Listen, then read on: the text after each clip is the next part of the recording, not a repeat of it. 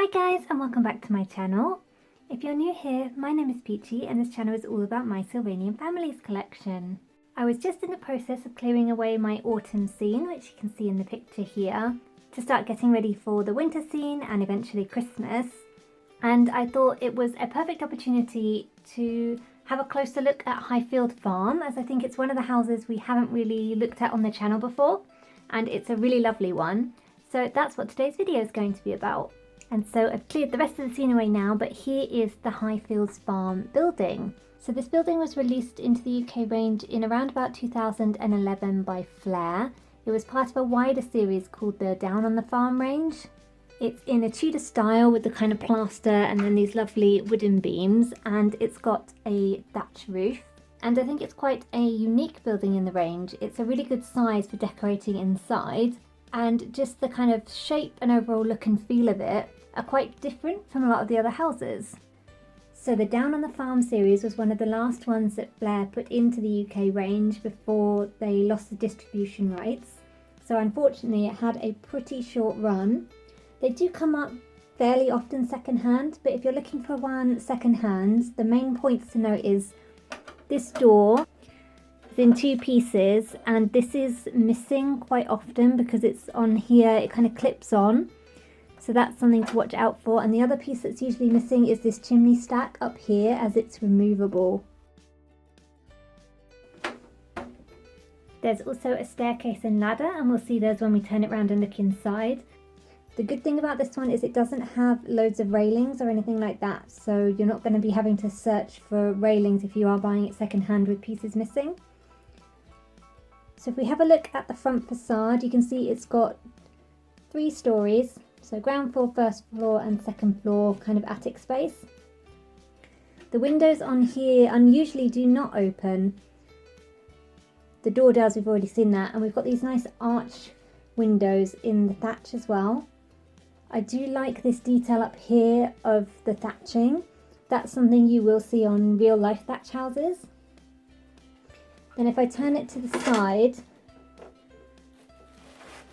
you can see on the side it's got this lovely stonework, and this is all kind of embossed onto the side of the building, so it really stands out. These windows again do not open, but they are quite nicely detailed. It would probably be nice if the frames were painted so it just kind of popped out against the stonework.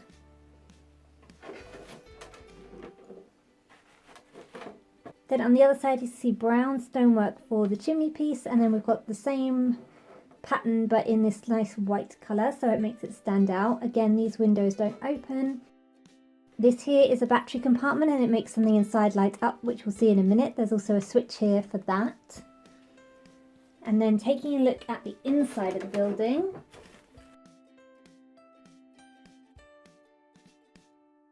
you can see that staircase I mentioned and also the ladder. So the ladder looks like this. And the stairs they're quite steep, but they do have this nice banister running down, and you can configure that either like this, here, here. There's a number of ways you can put it in. There's no set slot. You can kind of clip it to whichever part of the floor you like. Same with this ladder, you can either have it like that or like that. And then you can see it's quite a deep building. There's different floors, so we've got a nice wooden floor here, like a tiled floor here. So I usually use this side as the kitchen and this side as the living area. This floor has one side with a very high ceiling, and then it has this smaller attic floor. This one's a little bit challenging to decorate just because of how low the ceiling is. Then I mentioned something lighting up, and that is this just here, this fireplace. It has 2 lights above it and the fireplace itself, and if it has batteries in, then it will light up. There's a little button here that you can push to do that. I don't have batteries in mine just at the moment, so it won't light up, but it's a very nice feature. I like that it's built in. And you can also see this kind of little dividing half wall here with the beams running throughout. There's some nice detailing on that beam work as well. It's got a really traditional feel inside here. Really love it, it's very unique. So that's the general overview of the building and the pieces that it would have originally come with. Now I thought it would be fun to set it up in the way that I usually have it set up when it's on my shelf. So let's go ahead and do that.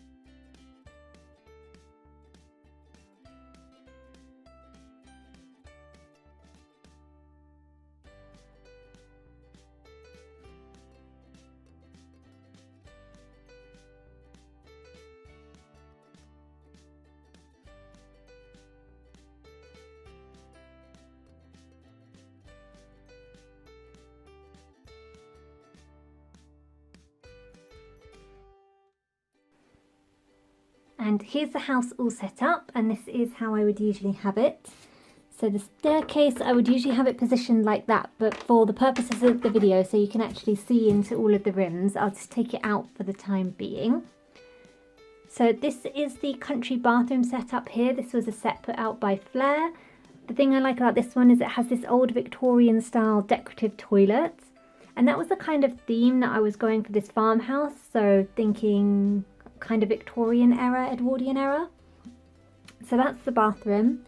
Then we've got two of these nice antique beds. I think they were called just the antique bed, and they come with this lovely pink bedding, which I thought went really nicely. Then the bedside table and the washstand over there were a set that came together. They're a Tomy era set. And then just a dark wood wardrobe from one of the Flair bedroom series. I can't remember, it might be the master bedroom set. And then this fireplace is another Tomy piece. Very Victorian looking with the tiles, and I love the little addition of being able to boil the kettle over it. And then down on the ground floor, so there's some Tomy pieces in the back there, the grandfather clock and the old-fashioned radio. This is a Flair piece with the telephone table, Tomy clock, doll's house rug, and then this armchair, the nice deep red one, That's from the Flair era, was marketed to go with this farmhouse. This here is from the Grandma at Home set, as is this little box which has all sorts of sewing bits and bobs in it.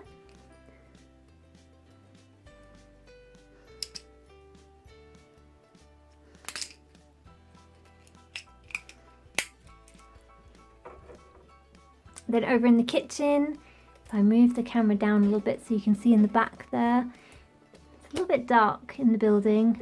It does have spaces for lights, so you could put lights in here if you did want to. The sink and the cooker at the back, they're Tomy era, as is that double-sided unit with the copper pans on the top. This Welsh dresser and table at the front all came together in one set. I can't remember what it was called off the top of my head, but it was marketed to go with the old oak hollow, so that's another Flair era set. And then it's got the real porcelain tea set on it. There's also some other odds and ends in here that I've used for decoration, so if there's anything in here that you'd like to know a bit more about, just message me in the comments and I'll try and help you or answer your questions. I think that's all for today's video. I thought it was a very good opportunity, since I had Highfield Farmhouse off the shelf, to show you the inside and give you a bit more of the detail on it. Do you have this house in your collection? Let me know down in the comments. But that's all for today's video. Thank you so much for watching, and I'll see you again next time. Bye bye for now.